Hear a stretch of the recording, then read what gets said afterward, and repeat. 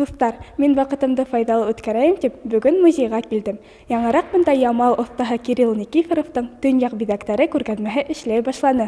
Оҫта ҡуллы Кирилл ағай бөтә ил буйынса үҙенең ижады менән таныштыра. Бында авторҙың 20-нән ашыу эше тәҡдим ителгән. Хайуандарҙың, йәнлектәрҙең, мөгөҙ һәм һөйәктәренән һырлап эшләнгән сәнғәт өлгөләрен күрергә була.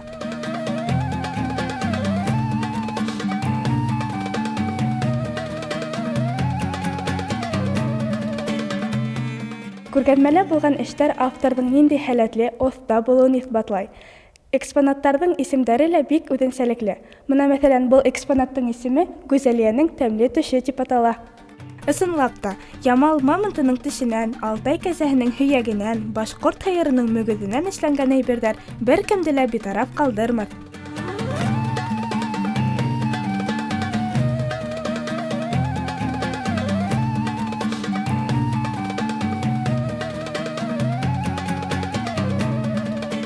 Был күргәҙмә 18 февралгә тиклем дауам итәсәк. Һеҙ ҙә килеп ҡарағыҙ.